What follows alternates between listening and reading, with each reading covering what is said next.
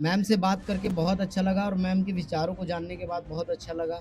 और मैम, आपको कैसा लगा कि हम अचानक से आए, आपको कैसा लगा? आप लोग का बहुत वेलकम है। आप लोग आए, बहुत अच्छा लगा और बहुत सारी जानकारी आप लोगों के द्वारा मिली और मैं उम्मीद करती हूँ कि आप हमेशा आएँ और यहाँ जो भी कमियाँ हैं उसको भी बताएँ और जो अच्छाई है उसको भी बताएँ। तो आप लोगों का बहुत-बहुत धन्यवाद यहाँ आने के लिए, हमारे विद्यालय यूपीएस मिलने पर।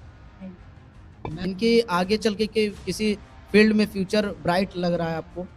सर, इसका एक प्रमाण हमारी खुद एक छात्रा दे सकती है। अभी पिछले वर्ष में जैसा कि आपको पता है कि राष्ट्रीय आय एवं छात्रवृत्ति योग्यता परीक्षा है जो सरकार की तरफ से दी जा रही है बच्चों के लिए, कि जो बच्चे 8th पास कर ले रहे हैं उसके 8th में पढ़ ही रहे हैं, वो आवेदन कर सकते हैं और अगर उसमें वो सेलेक्ट होते हैं तो उनको 9, 10, 11, 12 तक 4 सालों तक सरकार प्रति महीने 1-1 हज़ार यानी कि 48,000 रुपए उनको प्राप्त होता है। तो इसका प्रमाण हमारे बच्चे किस काबिल हैं, इसका प्रमाण हमारी एक लड़की छात्रवृत्ति पाई है, पिछले साल ही पाई है, उसका नाम चंद्रमुखी है और अभी हम उसको दिलवा इस बार वो 10 में गई है, वो बच्ची सेलेक्ट हुई है पिछले साल और सेलेक्ट हुई है तो उसको छात्रवृत्ति प्राप्त हो रही है। तो मतलब इसका प्रमाण बच्चे खुद तोड़ रहे हैं कि सरकारी स्कूल के बच्चे कुछ नहीं कर सकते, यानी वो बच्चे कर सकते। इस बार हमारे कौन सी क्लास है ये? 7th? क्या सर? चलिए बैठ जाइए। कभी मोटिवेशन चीजें बताती हैं? स्टोरी सुनाते हैं हम लोग स्टोरी में सुनाती हैं। परिश्रम करने पे जी का दशरथ मांझी का नाम किसको पता है? मैम अपनी दशरथ मांझी का नाम लिया। वो दशरथ मांझी को किस नाम से जाना जाता है, कोई बताएगा? The mount man.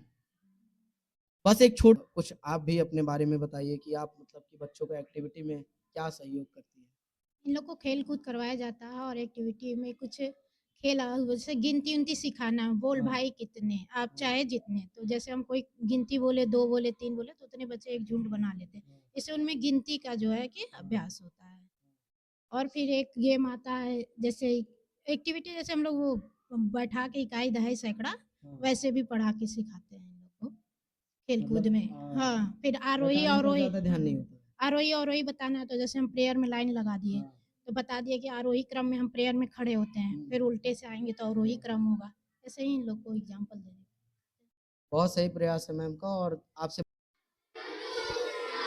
कैसे हैं आप सब? बैठ जाइए। क्या पढ़ रहे हो आप? जीके? तो हमारा क्वेश्चन भी जीके से रिलेटेड ही होगा। करते हो मैडम, हम लोग को सीट चाहिए?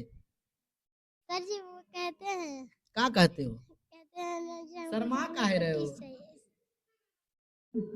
हाँ, बताओ। कहते हैं अरे बाबू शर्माओ मत हमसे। बताओ, क्या कहते हो? कहते हैं जी हम लोग को सीट थोड़ा तेज चाहिए। बोलो। मैम जी हमको हम लोग को सीट चाहिए। अच्छा मैम जी, हम लोग को सीट चाहिए, तो क्या कहती हैं मैम?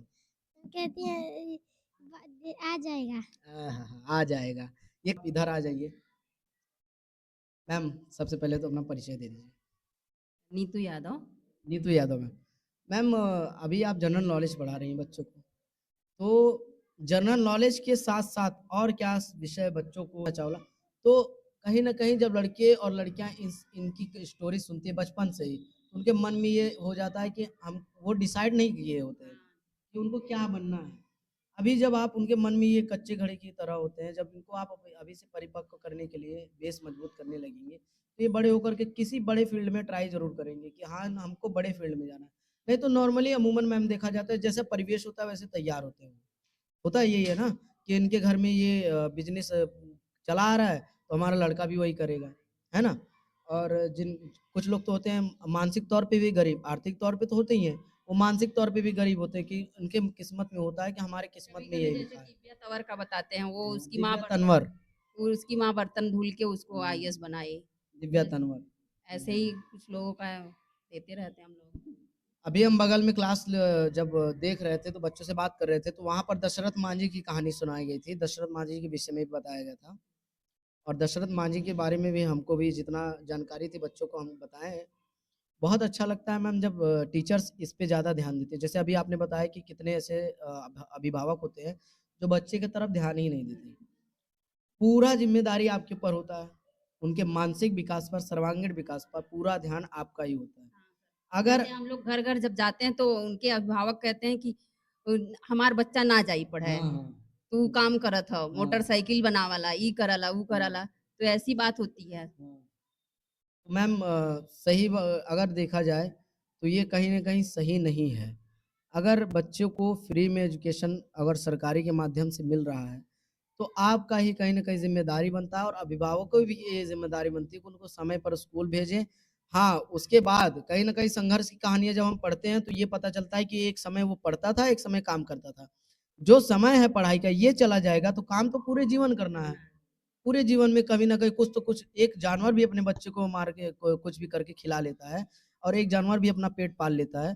तो क्या ये जानवर से भी बदतर हो गए हैं? आज भले ही गरीब हैं, लेकिन ये जानवर से तो बदतर होंगे नहीं। कुछ ना कुछ तो कर लेंगे अपने लाइफ सर में। मेरा तो डेली का काम है कि इनको समझाते हैं कि आज पढ़ लो, भविष्य में ज़िंदगी भर टिप्पर चलाना है। तुम लोग ये सोच के बैठे हो कि हमें टिप्पर ही चलाना है, हाँ। लेकिन ऐसा नहीं है। अगर पढ़ लिख लोगे तो हो सकता है सरकारी नौकरी भी मिल जाए, नहीं सरकारी मिलती